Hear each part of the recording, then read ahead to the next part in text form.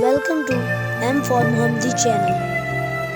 رات گہری ہو چلی تھی، چاروں طرف تاریکی اور خاموشی چھائی تھی۔ سردی کا موسم تھا، لوگ اپنے اپنے بستروں میں دبکے نیند کے مزے لوٹ رہے تھے۔ گلیاں اور بازاروں سنسان پڑے تھے، جیسے وہاں سے کبھی کوئی انسان گزرا ہی نہ تھا۔ ایسے میں اچانک دو سائے نمودار ہوئے۔ وہ تیز رفتاری سے چل رہے تھے، لیکن چلتے بھی وہ اپنے گرد و پیش کے ماحول سے بے نیاز نہیں تھے۔ وہ بہت دھیان اور غور سے کچھ سننے اور دیکھنے کی کوشش میں تھے۔ یوں لگ رہا تھا جیسے انہیں کسی خاص چیز کو سننے یا دیکھنے کی خواہش ہے۔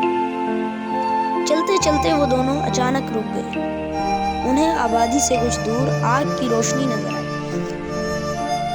لگتا ہے سردی اور رات کی وجہ سے یہاں کوئی قافلہ ٹھہرا ہوا ہے، ان میں سے ایک نے کہا۔ جی میرے آقا، شاید یہ قافلہ ہی ہے، دوسرے سائے نے، جو کہ خادم تھا، ادب کے ساتھ جواب دیا۔ تب آقا نے کہا، چلو میرے ساتھ، شاید قافلے والوں کو ہماری مدد کی ضرورت ہو۔ دونوں تقریباً بھاگتے ہوئے وہاں پہنچے، لیکن وہاں منظر ہی کچھ اور تھا۔ نہ قافلہ تھا اور نہ قافلے کا کچھ سامان۔ ایک عورت اپنے بچوں کے ساتھ بیٹھی ہوئی تھی۔ آگ پر ایک ہنڈیا رکھی ہوئی تھی، جبکہ بچے بلک بلک کر رو رہے تھے۔ آقا نے بڑے نرم اور احترام آمیز لہجے میں کہا، السلام علیکم اس عورت نے جواب دیا، وعلیکم السلام ورحمۃ اللہ۔ آقا نے پوچھا، معزز خاتون کیا بات ہے؟ عورت نے جواب دیا، رات اور سردی نے آن گھیرا ہے۔ عورت کے اس جواب سے ان کا دل مطمئن نہ ہوا۔ پھر وہ دریافت کرنے لگے، یہ بچے کیوں رو رہے ہیں؟ عورت نے قدرے ہچکچا کر بتایا، بھوک کی وجہ سے رو رہے ہیں۔ بھوک کی وجہ سے رو رہے ہیں؟ تو پھر ہنڈیا میں کیا ہے؟ انہیں کھلا دو، آقا نے کہا۔ عورت بولی، ہنڈیا میں تو محض پانی ہے۔ میں تو ان کو اسی طرح دلاسے دے کر چپ کروانے کی کوشش کر رہی ہوں، تاکہ تھک کر یہ خود ہی سو جائیں۔ آقا کا دل یہ سن کر دھک سے رہ گیا۔ بچوں کے آنسو ان کے دل میں چھید کیے جا رہے تھے۔ وہ اپنے خادم سے بولے، میرے ساتھ چلو۔ وہ دونوں دوڑتے ہوئے وہاں پہنچے جہاں آٹا اور کھانے پینے کا دوسرا سامان ذخیرہ ہوا تھا۔ آقا نے آٹے کی ایک موری نکالی اور کچھ چربی اور گوشت نکال کر خادم سے کہا، یہ سب مجھے اٹھا دو۔ خادم نے حیرانی سے آقا کی طرف دیکھا۔ اس کے ہوتے ہوئے آقا بوجھ اٹھائیں؟ بھلا یہ کیسے ہو سکتا ہے؟ اس نے کہا، آقا میں اٹھا لیتا ہوں۔ آقا نے فرمایا، نہیں، بالکل نہیں، کیا قیامت کے روز میرے گناہوں کا بوجھ اٹھاؤ گے؟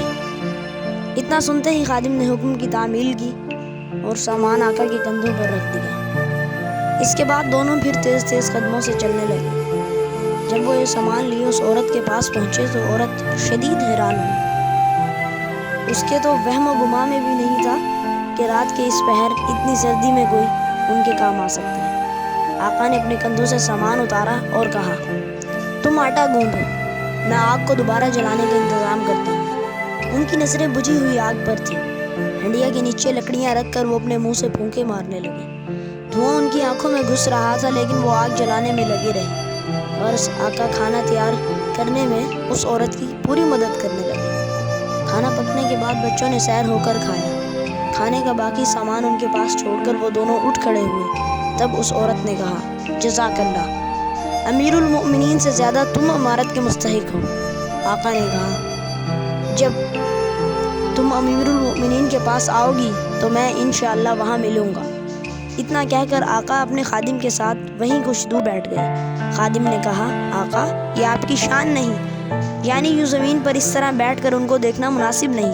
لیکن آقا نے کوئی جواب نہ دیا، چنانچہ خادم بھی خاموش ایک طرف بیٹھ گیا۔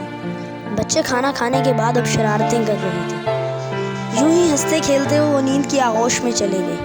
تب آقا نے اپنے خادم سے کہا، تمہیں پتہ ہے میں نے ایسا کیوں کیا ہے؟ یعنی میں یہاں کیوں بیٹھ گیا تھا؟ اس نے نفی میں سر ہلا کر کہا، نہیں میرے آقا۔ آقا نے کہا، میں نے ان بچوں کو روتے ہوئے دیکھا تھا، مجھے اچھا نہیں لگا کہ میں انہیں ہنستے ہوئے دیکھنے سے پہلے چلا جاؤں۔ جب وہ ہنسنے لگے تو میری طبیعت خوش ہو گئی۔ اتنا کہہ کر وہ خادم کو لیے واپسی کے راستے پر چل دیے۔